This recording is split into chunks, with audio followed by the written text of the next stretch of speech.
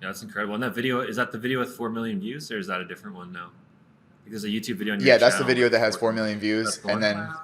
yeah, that one blew up. And then the following one where I did my first prosthetic arm, that one also blew up, get like 5 or 6 million views too. And those two videos just showed the evolution from a person who hid something he was born with to a person that was embracing it. And now it's, what held me back is what pushes me forward so far.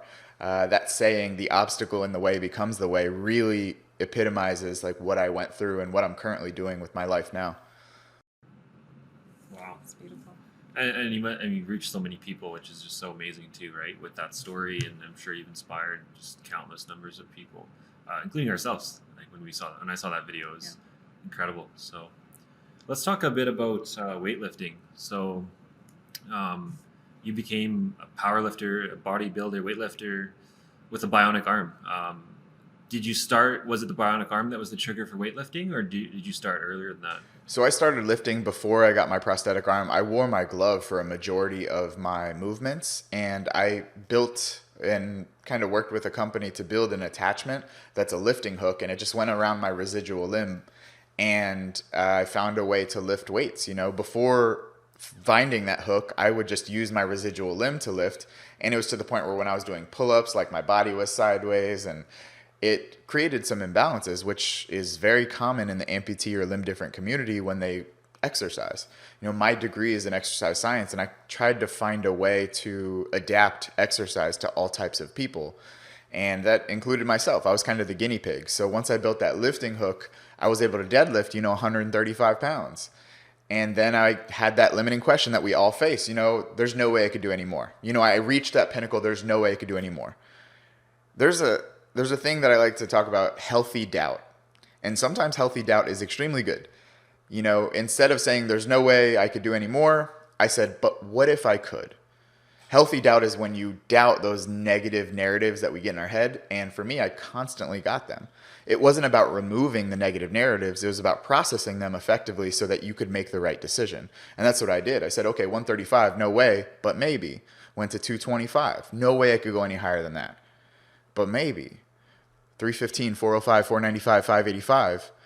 And I just kept building years and years and years and building to the point where I got to an extremely heavy deadlift and breaking a technical world record for people with disabilities, lifting 640 pounds, but then also going past that and getting up to 675 pounds. Yeah, that's incredible. I mean, so many people just, I don't know, they kind of give up, right? And they just don't do anything. But it's just so amazing to see what you've been able to do with one arm. It's inspiring.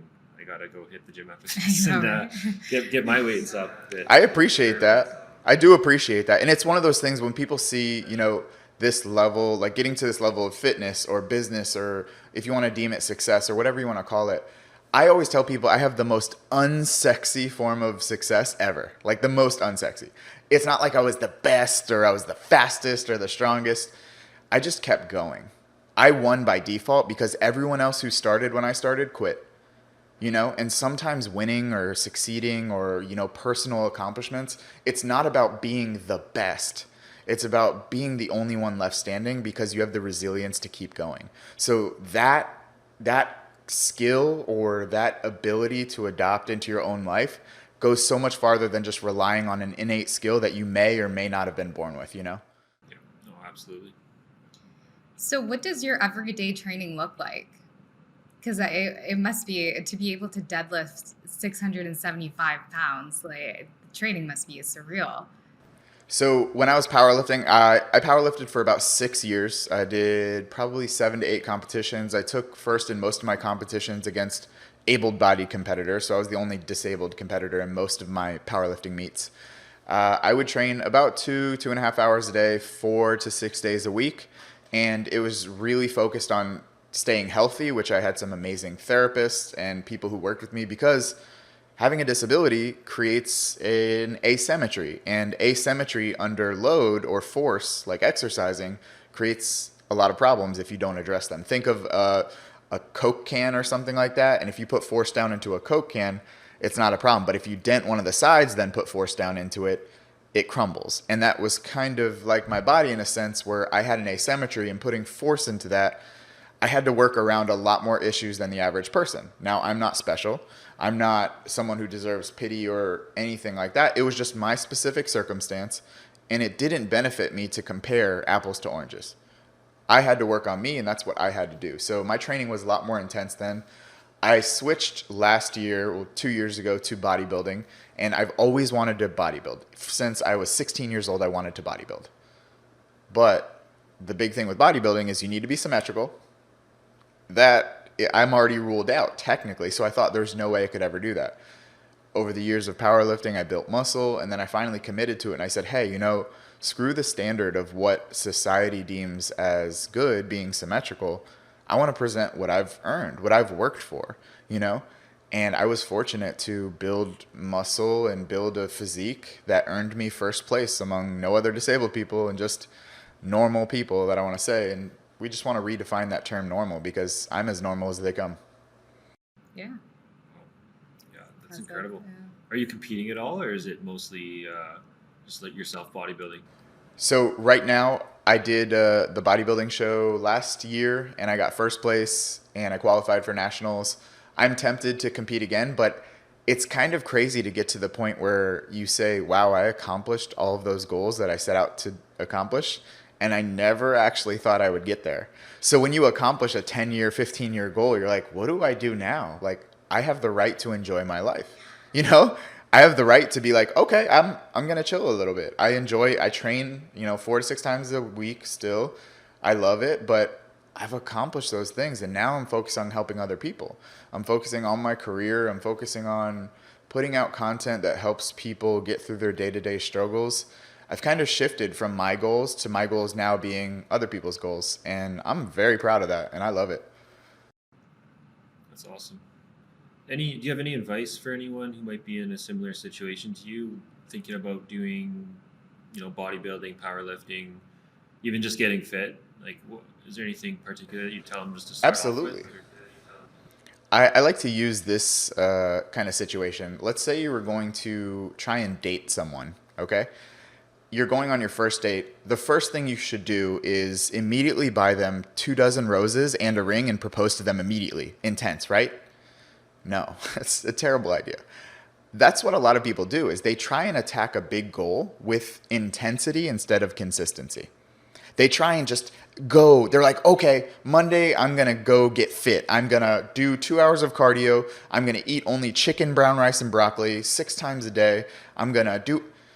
You've never done that before, 1. And 2, that's not sustainable. You can't outdo the need for time and consistency. Intensity still has its place, don't get me wrong, but misplaced intensity, I feel, is the number one reason why people fail their goals. And that's not just fitness. That's with business, that's with personal relationships, that's with everything. Instead of just adding intensity, you have to be consistent over time. Not consistent for 2 days, not consistent for 2 weeks, over time. If you do the work, you will more than likely get there. Hopefully, But if you don't do the work, you definitely won't get there. So if I'm in between a possibility or likelihood and a definitely not, I'm going to go with the possibility and likelihood. And that's by doing simple work. You don't have to go crazy. Start tracking your food on free apps, just seeing what you're eating like you would your bank account to make sure your money is good. Make sure your food is good. When you go to the gym, do the work. Just because you're in a library doesn't mean you're studying. And I can promise you going into a bank doesn't make you a millionaire, So being present at the gym and just hashtagging beast mode doesn't work. You have to do the work. You have to put in the time, and you have to give yourself the energy. So did I attack you a little bit? Yeah, a little bit. It's okay. I'm trying my best. That's all you can, honestly, and that's a perfect point. Are you trying your best? Only you can answer that. Because on days I can only give 60%, and I give 60%, I give 100. I respect those people so much more that can only give a little and give it their all than a person who has endless potential but chooses to only give 60%. Effort is everything. And you can decide, are you putting in the most amount of effort that you can?